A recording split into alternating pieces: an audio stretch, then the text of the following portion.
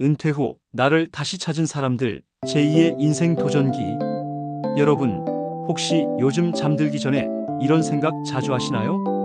은퇴하고 나니까 나라는 사람이 통째로 사라진 것 같다. 이 나이에 새로운 걸 시작하는 건 이제 뭘 해도 늦은 거 아닌가? 잠깐만요. 만약 지금 이 고민 때문에 무기력하다면 오늘 이 영상을 절대 놓치지 마세요. 제가 오늘 이 고민을 단숨에 깨줄 진짜 자신 있는 말씀을 드리려고 합니다. 지금부터가 오히려 내 인생에서 가장 젊은 날, 제2의 인생이 시작되는 골든 타임입니다.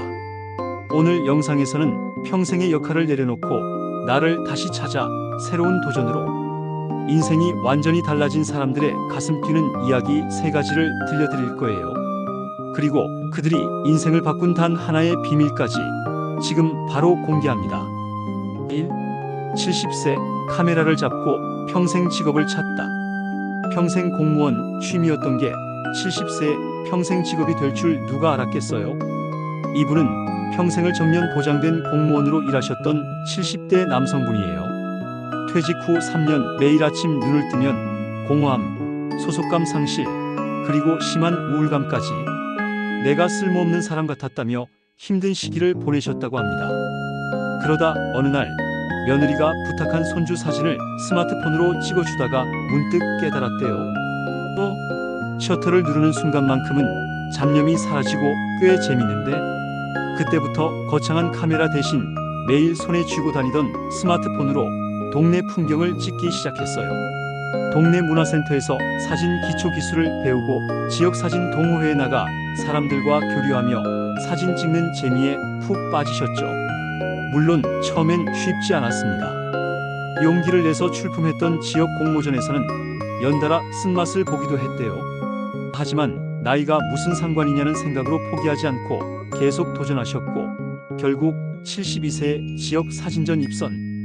지금은 동네 문화센터에서 시니어들을 위한 스마트폰 사진 강의를 하며 수강생들에게 가장 인기 있는 강사님으로 활기찬 삶을 보내고 계십니다.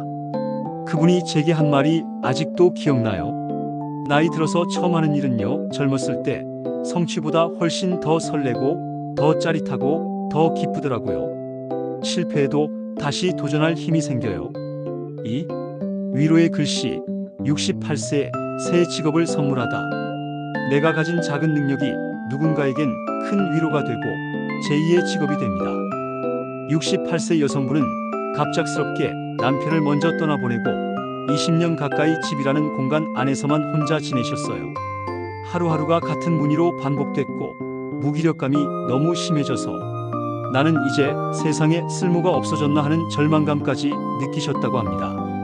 그러던 어느 날 우연히 교회 친구가 건넨 작은 쪽지 한 장. 힘내세요. 단 4글자였지만 예쁜 글씨체에 담긴 그 위로가 마음에 너무 깊게 와닿았대요. 그때 문득 나도 위로를 건네는 글씨를 써보면 어떨까 하는 생각이 들었답니다. 종이와 펜을 꺼내 낙서처럼 글씨를 써보며 하루를 시작했어요. 전문적인 강의 대신 유튜브에서 독학하며 매일 조금씩 꾸준히 연습하니 점점 글씨체가 예뻐졌고 자신감을 얻어 인스타그램에 올리기 시작했습니다. 그런데 놀랍게도 폭발적인 반응이 왔어요. 이 엽서 만들어 파시나요? 필사 강의 하실 생각 없나요? 이 나이에 누가 나를 필요로 할까 했던 고민이 무색하게 그녀의 글씨는 많은 사람에게 따뜻한 위로를 건넸습니다. 지금은 온라인으로 시니어들을 위한 캘리그라피 수업을 진행하고 직접 만든 손글씨 엽서를 판매하며 인생의 전성기를 보내고 계세요. 그분의 말에선 깊은 울림이 느껴졌습니다. 은퇴 후에 이 나이에 누가 나를 필요로 할까 했는데 세상은 아직도 내가 가진 작은 능력으로 할 일이 너무 많이 남아 있었어요. 외로울 틈이 없어요. 3. 평생의 꿈을 이룬 찻집. 66세에 문을 열다. 미뤘던 꿈은 절대 낡지 않습니다. 나이 들수록 더 빛나고 더 큰 감동을 줍니다.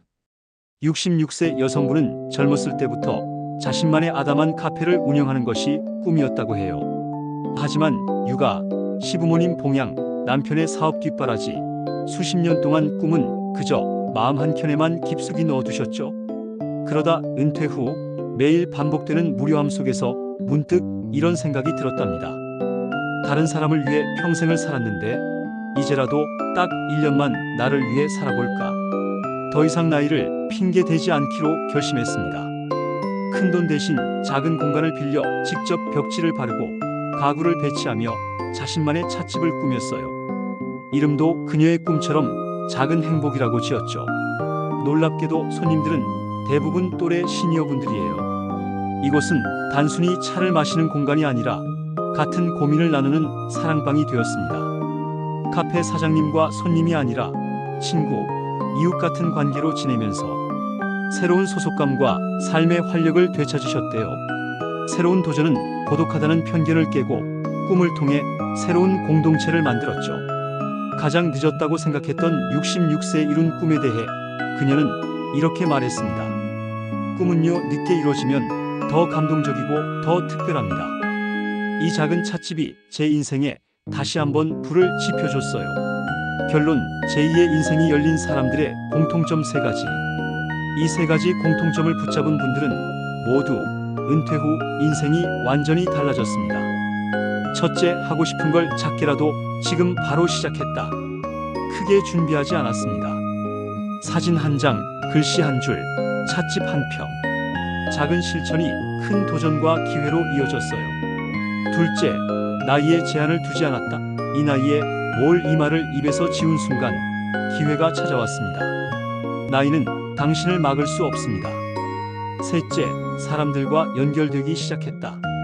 SNS든 동네 모임이든 누군가와 연결되는 순간 다시 사회의 일원이 되었고 삶의 의미가 달라졌어요.